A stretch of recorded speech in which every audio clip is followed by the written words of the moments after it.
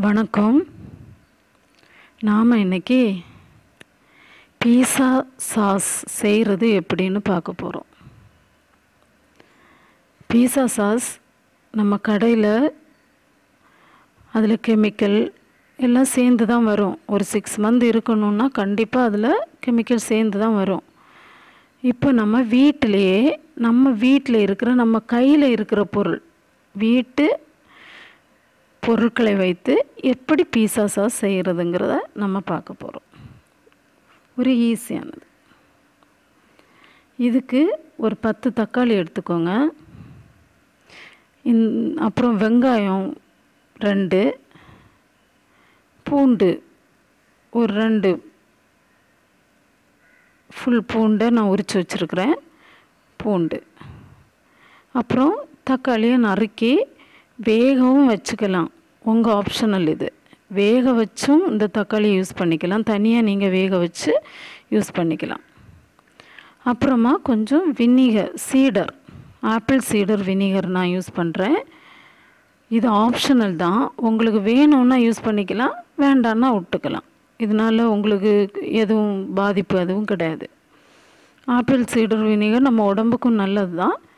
அதனால தான் நான் ஆப்பிள் சீடர் வினிகர் யூஸ் பண்ணிக்கிறேன். இப்போது இந்த தக்காளியை நீங்கள் வேக வச்சு எடுத்து வச்சுக்கலாம். நான் வேக வைக்கல, நான் வதக்கிறதுக்கு தான் போகிறேன். இப்போது நான் பூண்டை எடுத்து ஆயில் நல்லா சூடு பண்ணி பூண்டை அதில் போட்டு வதக்குறேன். இப்போ நல்லா வதங்கிடுச்சு. பூண்டு நல்லா வதங்கினதும் வெங்காயத்தை கொட்டிக்கிறேன். வெங்காயத்தை நல்லா போட்டு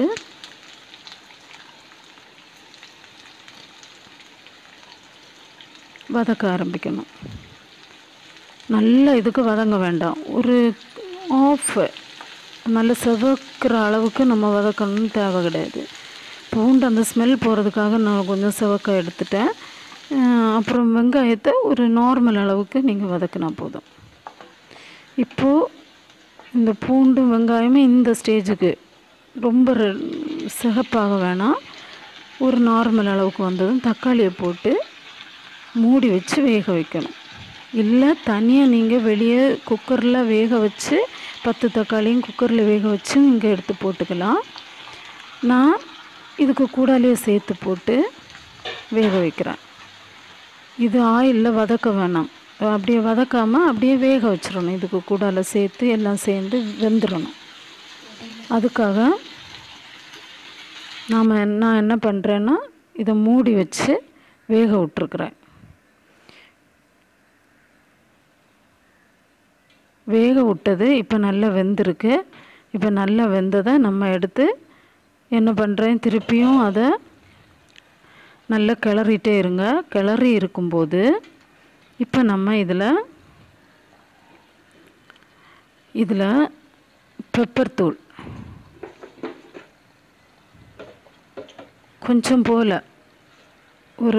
ஒரு ஸ்பூன் பெப்பர் தூள் போட்டுக்கலாம்.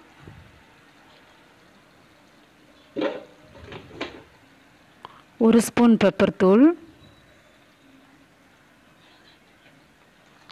அதுக்கப்புறம் நான் மிளகாயை வீட்டு மிக்சியிலே கொஞ்சம் தூள் பண்ணி வச்சுருக்கிறேன். மிளகாய் ஃப்ளாக்ஸு, அந்த மிளகாய் ஃப்ளாக்ஸு இப்போ போடுறேன். கடையில் வாங்கலை, இது நான் வீட்டிலே முழு மிளகாய் வாங்கி மிக்சி ஜாரில் போட்டு கொஞ்சம் அரைச்சி வச்சுருக்கிறேன்.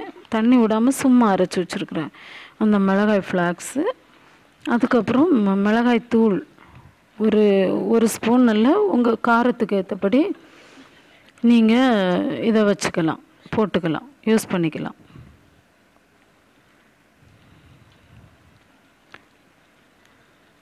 இப்போ நான் ஒரு 2 ஸ்பூன் மிளகாய் தூள் போடுறேன்.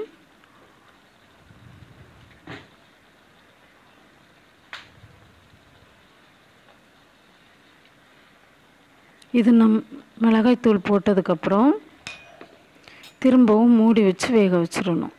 ஒரு 2 மினிட்ஸு. இந்த தூள்களில் இருக்கிற அந்த ஸ்மெல், ஒரு பச்சை ஸ்மெல் போகிறதுக்காக ஒரு 2 மினிட்ஸு அப்படியே மூட வச்சு வேக விட்டுறணும். வெந்ததுக்கப்புறம்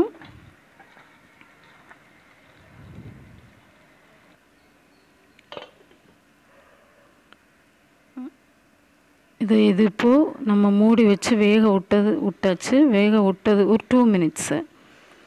வெந்ததுக்கப்புறம் இதை எடுத்து ஆற வைக்கணும். இப்போ வெந்துச்சு, இந்த அளவு போதும். இந்த அளவுக்கு வெந்ததுக்கப்புறம் எடுத்து கீழே வச்சு நம்ம ஆற விட்டுறணும். ஆற விட்டு ஒரு அரை மணி நேரம் ஆற விட்டதுக்கப்புறம் அரைச்சி வச்சுருக்குறேன். அரைச்சி வச்சு திருப்பியும் பவுலில் வச்சு நான் சூடு பண்ணுறேன். இதை ஆற வச்சதுக்கப்புறம் திருப்பியும் பவுலில் ஆற வச்சு அரைச்சதுக்கப்புறம் திருப்பியும் நான் என்ன பண்ணுறேன்னா கடாயில் போட்டு நல்லா கொதிக்க வைக்கிறேன்.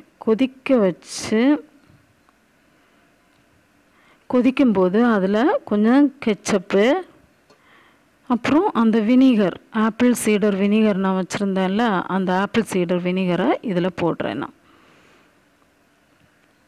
இதில் கெச்சப்பு கொஞ்சம் ஊற்றுறேன். அப்புறம் ஆப்பிள் சீடர் வினிகர், இது உங்களுக்கு ஆப்ஷனல் தான், நீங்கள் போடணும்னு கிடையாது. உங்களுக்கு தேவைன்னா நீங்கள் யூஸ் பண்ணிக்கலாம்.